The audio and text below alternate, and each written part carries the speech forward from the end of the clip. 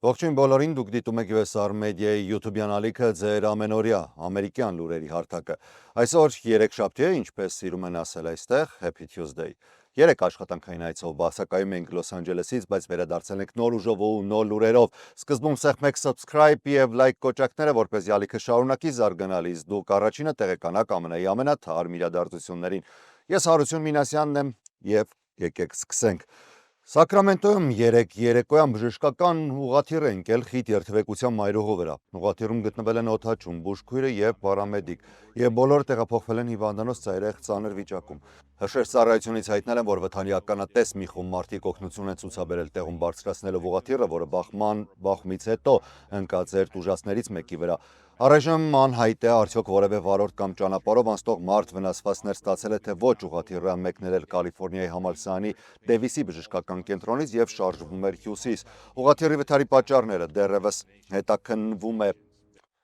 Միացյալ Նահանգներում նոր լարվածություն է առաջացել Դոնալդ Թրամփի վարչակազմի եւ դեմոկրատական ղեկավարության նահանգների միջև։ Իլինոյս նահանգը դատի է տվել կասեցնելու Չիկագոյում դաշնայնացված ազգային գվարդիայի զորքերի տեղակայումը, որը Թրամփի վարչակազմը որոշել էր իրականացրել շաբաթվա վերջին։ Ըստ որոշման հարյուրավոր զինվորներ պետք է ուղարկվեին Չիկագո ոչ միայն Իլինոյսից, այլև Թեքսասից։ Սակայն Իլինոյսի նահանգապետ Ջեյբի Ֆրիցկերը եւ Չիկագոյի քաղաքապետարանը անմիջապես դիմել են դատարան, փորձելով արգելափակել տեղակայումը։ Ֆրիցկերը հայտարարել է. Նրանց ծրագիրը քաոս ստեղծելն է, որպեսզի Թրամփը կարողանա կենտրոնացնել իշխանությունը, բայց դա կստացվի, եթե մենք թույլ տանք։ Մենք մեր բոլոր միջոցները կօգտագործենք այս իշխանական բռնությունը կասեցնելու եւ Թրամփի մարդկանց Չիկագոյից հեռացնելու համար։ Դաշնային զորքերի տեղակայման որոշումը հետևել է Չիկագոյի մերձակայքում գտնվող ICE միգրացիոն ծառայության շենքի մոտ օրեր շարունակ ընթացող բողոքի ցույցերին ընդդեմ Թրամփի զանգվածային արտաքսման ծրագրերի։ Սպիտակ տունը հայտարարել է, որ զորքերը անհրաժեշտ են դաշնային աշխատակիցներին անկարգություններից պաշտպանելու համար, սակայն Իլինոյսի դատական հայցում նշվում է,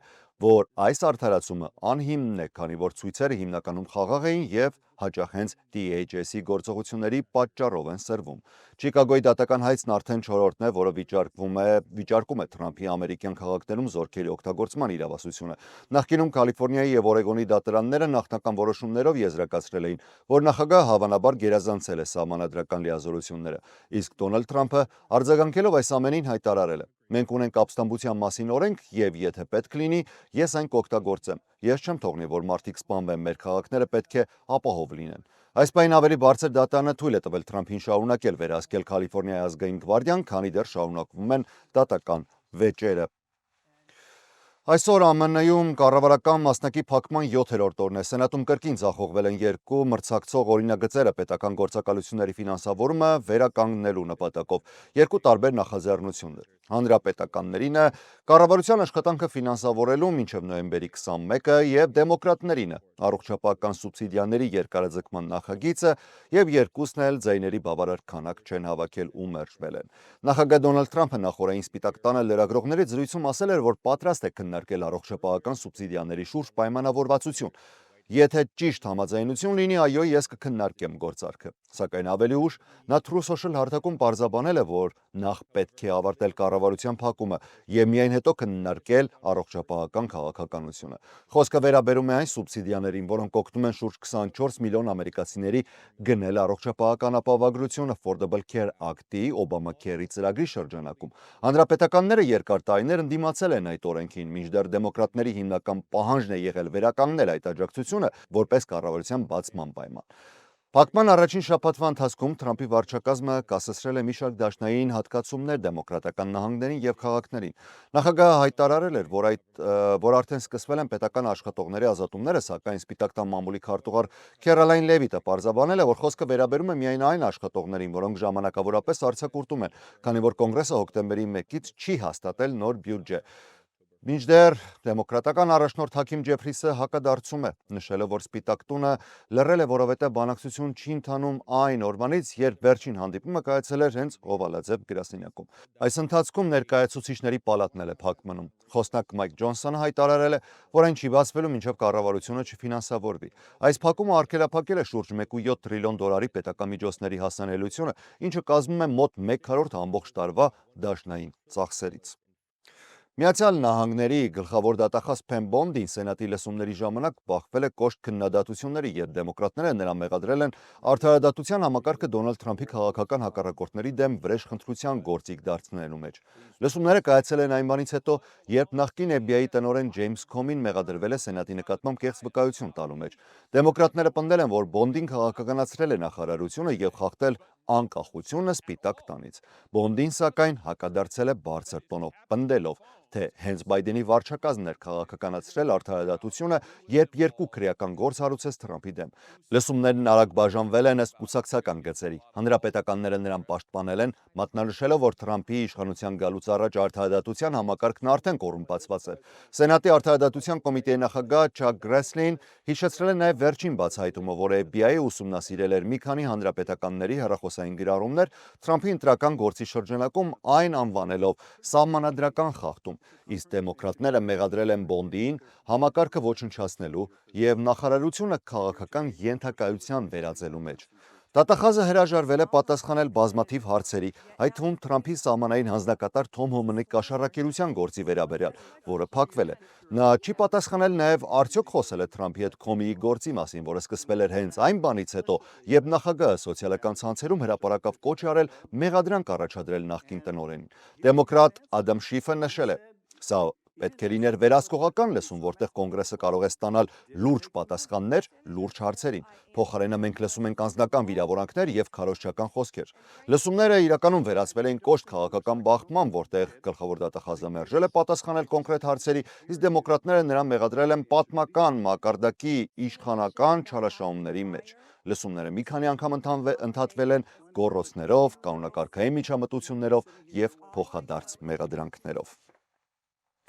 Այսօր առավոտյան ԱՄՆ նախագահ Դոնալդ Թրամփը Սպիտակ տանը հանդիպել է Կանադայի վարչապետ Մարկ Քարնեին, քննարկելու մի շարք կարևոր հարցեր, սկսած առևտրային հարաբերություններից մինչև համաշխարհային անվտանգություն։ Թրամփը հայտարարել է, որ երկու երկրների միջև կան բնական հակասություններ, սակայն վստահ է, որ դրանք կարելի է լուծել փոխշահավետ պայմաններով։ Հանդիպման գլխավոր թեմաներից էր պողպատի եւ ալյումինի մաքսատուրքերի հարցը, որը երկար ժամանակ է լարված է պահում երկու երկրների տնտեսական հարաբերությունները։ Թրամփը նշել է, որ Միացյալ Նահանգներն այլևս չի պատրաստվում լինել աշխարհի ամենաշահագործված երկիրը, ընդգծելով, որ իր վարչակազմը կիրականացնի արդար մաքսային քաղաքականություն ամերիկյան արտադրողներին պաշտպանելու համար։ Վարչապետ Քարնին իր հերթին հայտարարել է, որ Կանադան շարունակում է մնալ ԱՄՆ-ի երկրորդ ամենախոշոր առևտրային գործընկերը եւ պատրաստ է բարեխղճորեն մրցակցել, միաժամանակ զարգացնելով փոխադարձ ներդրումները։ Վերջին 5 տարիներին Կանադան ավելի քան $500 միլիարդ է ներդրել ԱՄՆ տնտեսության մեջ։ Հանդիպման ընթացքում Թրամփը շոշափել է նաև Մերձավոր Արևելքի խաղաղության գործընթացը, հայտարարելով,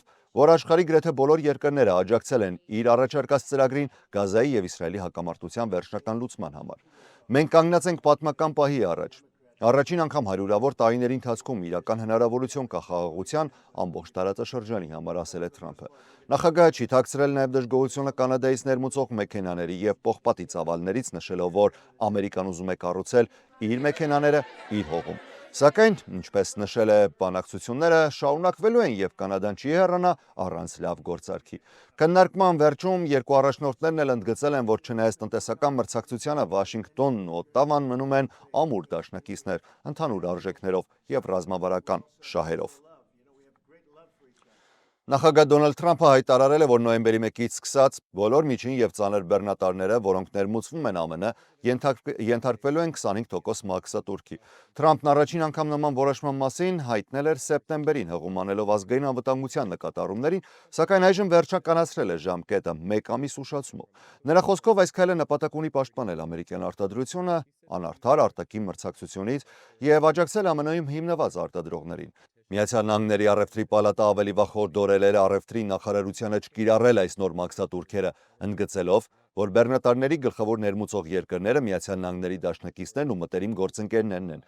եւ չեն ներկայացնում վտանգ։ Հիմնական մատակարարներից Մեքսիկան արձագանքել է որոշմանը, նշելով, որ Միացյալ Նահանգներ արտահանվող բեռնատարների մոտ 50%-ը բաղկացած է ամերիկյան արտադրության մասերից, այդ թվում դիզելային շարժիչներից։ Մեքսիկայի տվյալներով 2024-ին Միացյալ Նահանգները ներմուծել է շուրջ $128 միլիարդ ծանր մեքենաների պահեստամասեր, ինչը կազմում է 28%-ը Ամերիկայի ընդհանուր ներմուծման ծավալից։ Ըստ հունվարի ուսումնասիրության, Մեքսիկայից բեռնատարների ներմուծումը եռապատկվել է 2019-ից ի վեր, հասնելով մոտ 340,000 մեքենայի։